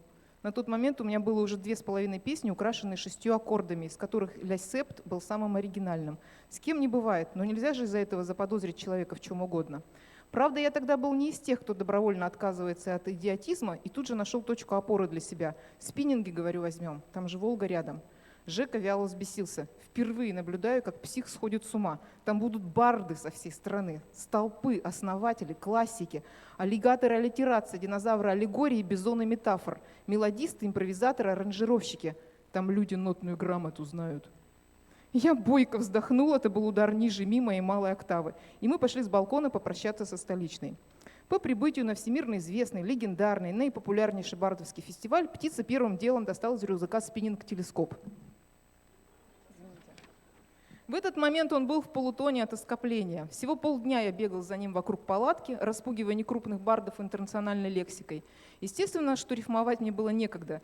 На бегу заключили меморандум о поочередном лове. Поймал, отдай товарищу все. Закрепили сделку столичной. Она как-то за нами увязалась. Вокруг жара, духота, ля минор, барда опять же. И мы решили с птицей уединиться втроем со спиннингом. Взяли в прокат байдарку и отправились к ближайшему острову. Кретинами быть труднее, но интереснее. К полудню на самодельном кукане у нас был пяток окуней и пара щупаков-напильников. С точки зрения улова убого, конечно. Уморившись, мы возвращались в послеобеденное время, когда основная масса народа только отправлялась на купание. А надо отметить, что та груша была юбилейная, и собралось там 1200 любителей барабанить на гитаре. Тут Жека вспомнил, что забыл тапочки в байдарке, а я решил, что догонит, и потопал стыдливо, размахивая куканом. Обрядись я в попону, отрастив крылья и передвигаясь на одном колесе трактора «Беларусь», я бы вызвал меньше фурору встречной публики. Таких там и без меня хватало. Заподозрил я неладное, когда начал прислушиваться. А люди не только пьют. Я тоже так хочу. Смотри, они настоящие. Вот это истинная песня. Ой, а можно потрогать? С таким ансамблем и на сцену не стыдно. Я же тебе говорила. Вот я бестолочь. Я же тебе говорил. Есть же люди, на которых компот начинается. Хоть кто-то делом занят. Людская река расступалась в почтении передо мной. Народ шептался, кивал, подмигивал, аплодировал. Сотни людей показывали большой палец, и ни один не предъявил средний. Мне предлагали обменять улов на тушенку, ночлег, сгущенку, водку, купальник, печенье, лауреатство фестиваля. При желании можно было раз в 50 жениться, сделать карьеру председателя жюри, поселиться в палатке у Митяева. Спиннинг можно было продать на вес золота, себя на вес платины. Жилистые блондинки-сопрано и мясистые контральто-шатенки, атлетические басисты и просто барты с интеллигентными телами восхищенно оборачивались. Я шагал как Гагарин, как Тутанхамон, как Гулливер. До земли было еще 2 сантиметра. Большего успеха среди рода человеческого трудно было себе представить. Лето валялось у меня в ногах. Никогда не угадаешь, из-за какого угла тебя оглушит успех. И тут меня догнал Жека в тапочках, дальше кукан несли по очереди, хоть это и не предусматривалось меморандумом. Закидал его со снастями, птицу я, конечно, простил. А он мне с тех пор ни разу не запрещал ему подпевать. Жека птица, он же Евгений Петушок, Сыктывкар, Котлас и вся планета.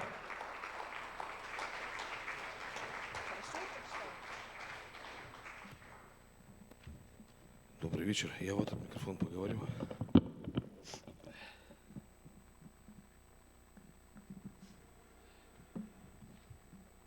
просили не плакать, но я что-то не смог. В общем, смотрите, я одну вещь понял, пока слушал вас всех. Есть такое понятие противостояния, да, когда один человек противостоит другому. А есть такое понятие, если наоборот сказать, состояние. То есть великий наш язык настолько могуч, что сейчас я это слово понял, как оно правильно должно трактоваться. У каждого из нас со Славиком было свое состояние.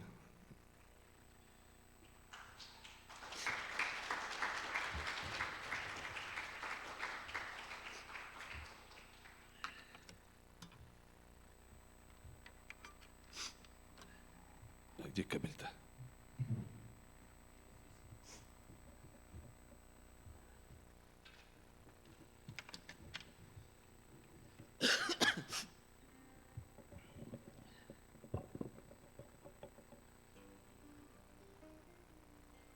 Есть что-то?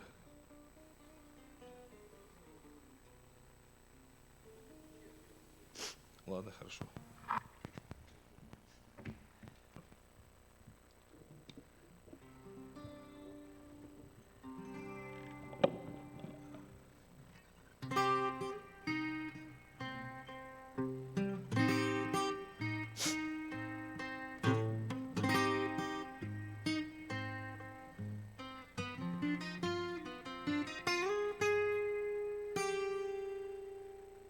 Падающему листу все деревья чужи, только дрожь на лету,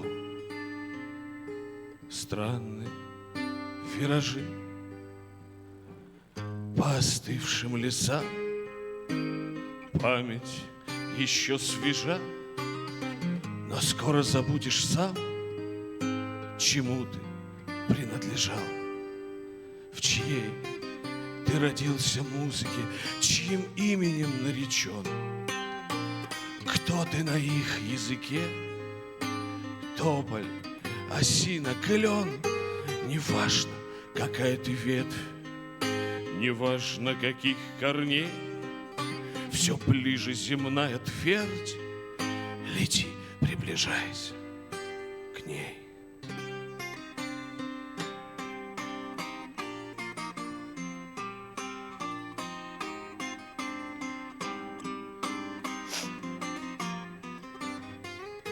Падающему листу все деревья чужи.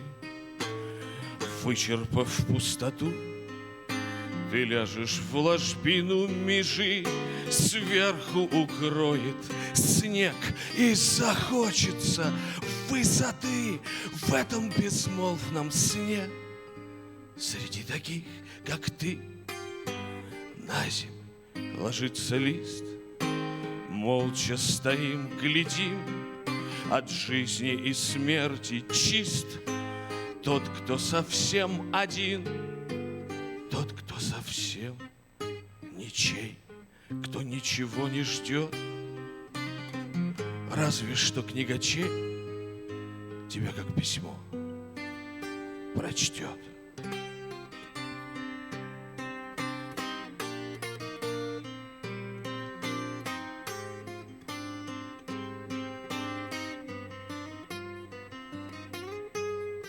Падающему листу все деревья чужи.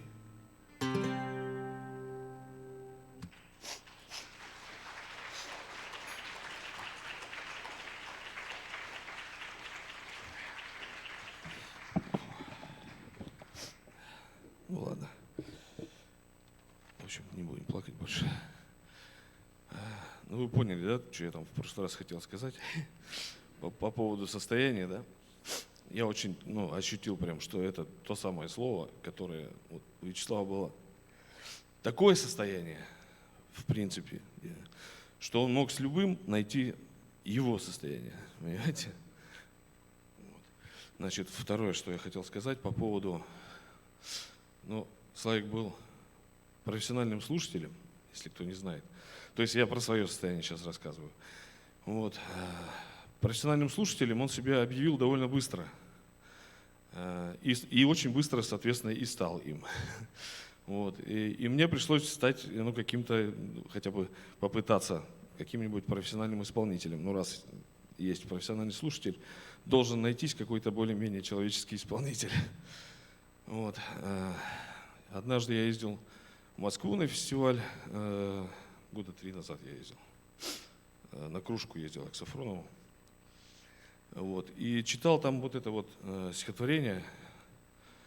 Ну, когда уже аргументов, в смысле моих собственных, у меня не осталось, ну, что я молодец, имеется в виду, я решил применить и аргументы Вячеслава тоже в свою пользу. Причем по названию, да, которое уже прозвучало, давайте «Разгоним бардов» называется. По идее, должно быть воспринято московскими бардами, ну, не очень хорошо. Вот. Но, кстати, никакой неожиданности в этом не было. Невероятно тепло принимали, и меня заставляли читать потом со сцены несколько раз. То есть я в телефоне находил текст и читал. Возможно, в интернете где-то гуляют эти записи. Я прочитаю немножко. Среди очень нешумного бала неожиданно прозвучало: а давайте разгоним бардов, сколько можно уже скучать. Да, давайте же поскорее, а то пока солнце лесное греет, пока свет не поверкнул вовсе, и пока что горит свеча. А при чем здесь, скажите, свечи? И к тому же еще не вечер. Ну давайте, разгоним бардов, право слово, уже пора. Интересное предложение в свете светского положения. А причина? Хотя бы повод. Ну нельзя же вот так, с бугра. А чего это вдруг нельзя-то? Мы ж не как-нибудь там предвзято. Мы ж не люди, мы же люди. Зря, что ли, здорово собрались. Мы же их в суете и в суе основательно обоснуем.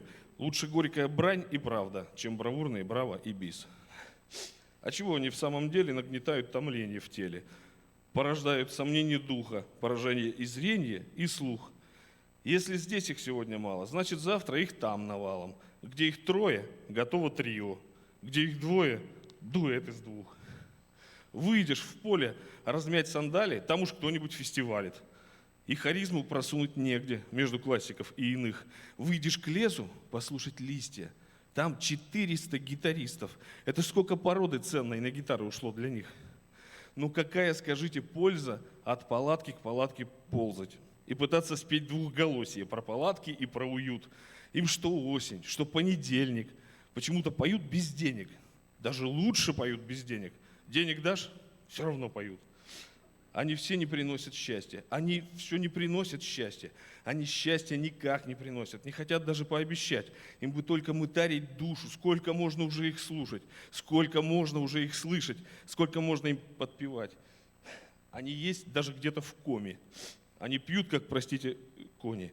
Мирным людям не остается у старателей от строки. Пьют ведь так, что китайцам страшно. А китайцы народ отважный. Вот вы видали китайских бардов? А китайцы ведь не дураки. Только, братцы, давай без крови регулировать поголовье. Они ж все из народа вышли, и снаружи такие, как мы. Так вернем же целому части. Если что, нам помогут власти. И народ нам спасибо скажет за спасение от чумы. А чего они, елки-палки, отвлекают народ от рыбалки? Где? Потерял. У народа своя забота, демографию исправлять. Кстати, сразу замечу, к счастью, среди них почти нет династий. Ведь природа, как и китайцы, но не дура она, видать. Они даже портвейн с кумысом могут пить с глубочайшим смыслом, чтоб потом этот смысл под утро так бессмысленно проорать. О, смотрите, опять обнялись. Это их ритуальный танец. Размножаются песнопением. Не, пора разгонять, пора. У особенно даровитых постарайтесь отнять пюпитры. И вот эти вот каподастры замените им на кайло. У юнцов и особо старых можно просто отнять гитары, но, возможно, и не поможет. В прошлом году не помогло. Я скажу, хотя очень занят, их полно и в Перми, и в Рязани. Я скажу вам сейчас полправды. Бард не то чтобы человек. Брат их очень хитер и ловок, и посредством аранжировок они песню про чебурашку превращают в про чебурек. Надоели мне их распевки. А чего к нему ходят девки? А чего к ним приходят музы и приносят им пиво и борщ? Нынче снова клубились в клубе. Моя теща их очень любит. Вам и этого, может, мало? Так они же не любят тещи. Не сочтите за паранойю. Они вовсе забыли Цоя. Дальше смысла нет изъясняться, я и так уже слишком смел. У них что не певец, то гений, они вечно при исполнении. Я же лично однажды видел, как один из них спал и пел. Мир и так уж на звезды исколот, проникает вселенский холод, разум корчится возмущенный, эту дрожь уже не унять. Водка кончилась, нет китайцев, надо что-то придумать, братцы. Ну давайте разгоним бардов, не шахтеров же разгонять.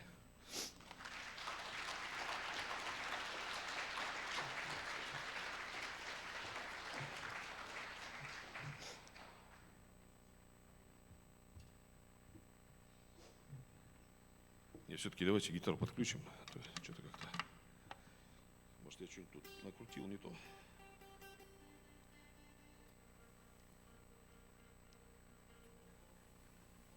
Что, никак, да? Это у меня что-то здесь. Было включено просто.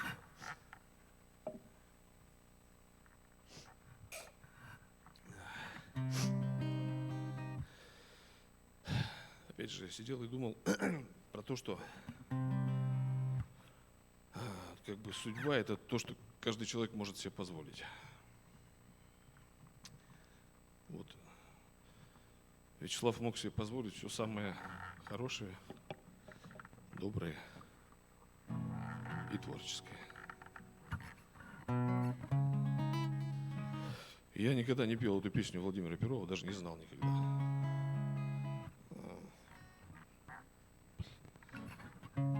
Видимо, и сейчас не спою. Чуть-чуть потише гитару. Вот, а сейчас она случайно у меня выучилась, я даже не подозревал.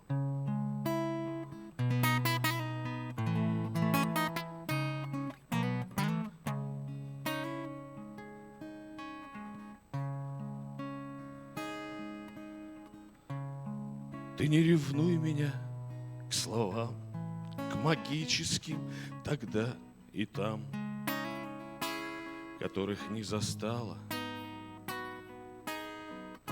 Ложится в строфы хорошо лишь то, что навсегда прошло. Прошло и словом стало. Какой внутри утробный срок у тех или у этих строк, родители не знают. Слова, которые болят, поставить точку не велят.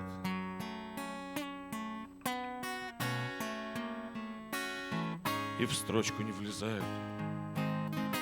Прости меня, что я молчу, я просто слышать ночь хочу. Сквозь толщину бетона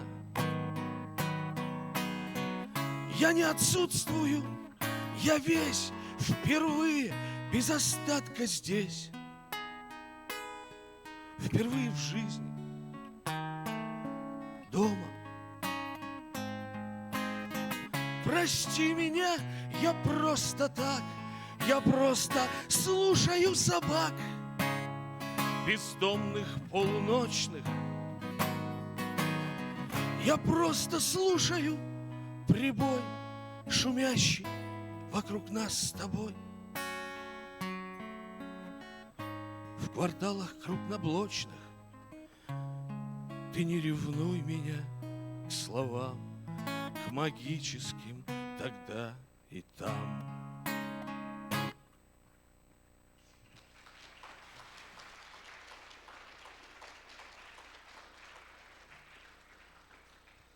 Да, последнюю еще.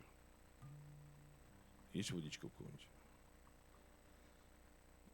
Попить есть водичка? Не могу.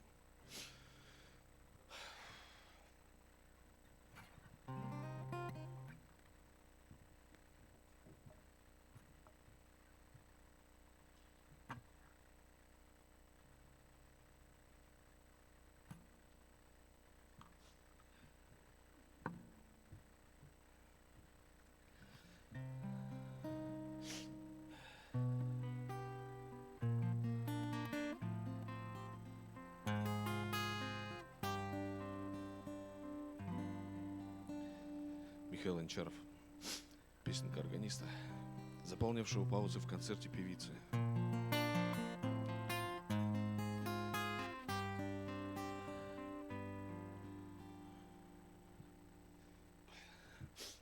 Елки-палки, вообще ужас какой-то. Никогда не было так тяжело выступать. Рост у меня не больше валенка. Все глядят на меня вниз.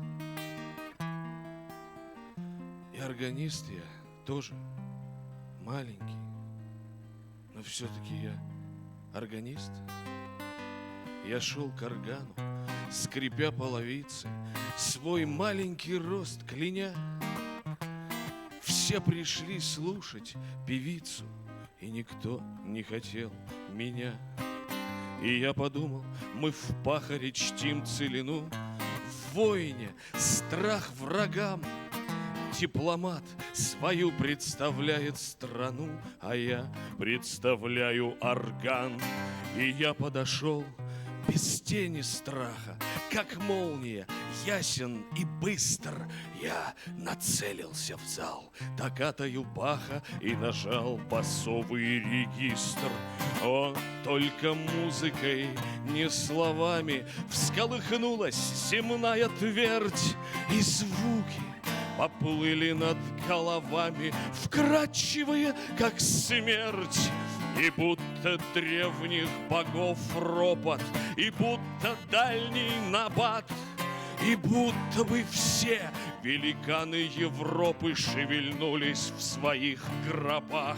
И звуки начали души нежить, и зов любви нарастал, и нечисть, небыль, ненависть, нежить бежали, как от креста. Бах сочинил, а я растревожил свинцовых труб ураган. Все, что я нажил, гений прожил, но нас уравнял орган.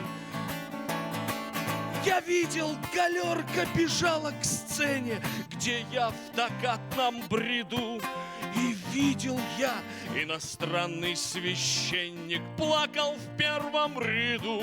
О, как боялся я свалиться, огромный свой рост кляня. О, как хотелось мне с ними слиться, с теми, кто, воздев потрясенные лица, снизу вверх глядел на меня.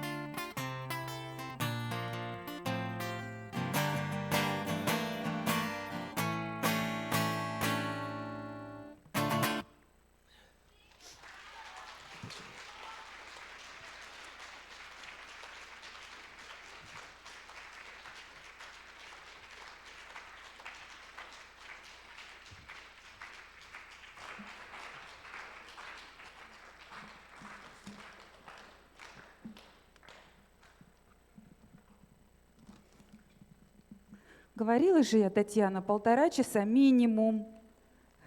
И еще бы посидели. Несмотря на все похвалы, заверения друзей, реальных и виртуальных, Слава не был уверен в себе. И, решившись на писательство, он начал с самого накопившегося, что у него было, с красоты. Цитата. «Красота – это запрещенный прием мироздания. Ее толком не передать и не подделать. Дружище мой текст, ты несовершенен и зябл. Ты состряпан из мартовского снега и форточных сквозняков. Ты сшит самым крепким сигаретным дымом. Писательство – это кукиш в сторону смерти. И последнее. Память может сыграть с нами не очень добрую шутку и подсовывает только хорошие воспоминания. Вот жена Таня кричит из кухни, зарядила посудомойку. Нимб сдавать будешь? А Слава в это время крылья подстригает. Лично у меня на книжной полке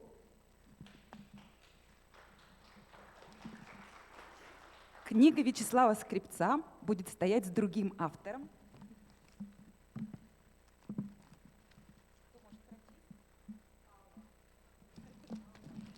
Да, это Юрий Коваль, который тоже любил северные реки, легкие лодки, рыбалку и писал светлую прозу. А перед вами, тут у меня букет для Тани, книги для вас. Вячеслав Скребец, вы прекрасны, книга стоит 500 рублей. Если вам кажется, что она стоит дороже, то вам не кажется. 1 страница драгоценного текста, 1 рубль, минимум 7 сигарет крепкого дыма. Прошу вас, Таня, цветы для вас.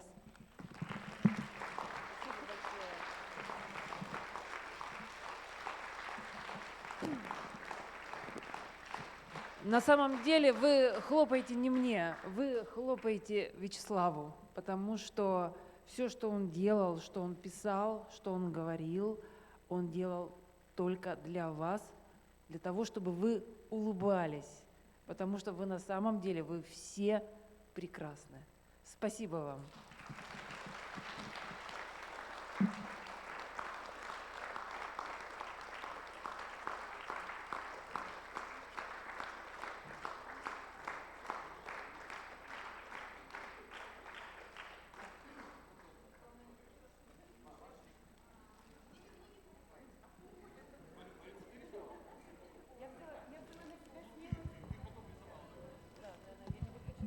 Я взяла на себя смелость зафиксировать именно этот рисунок, потому что нечасто вы увидите эти светлые глаза не за стеклами очков, а вот так, широко распахнутыми в мир.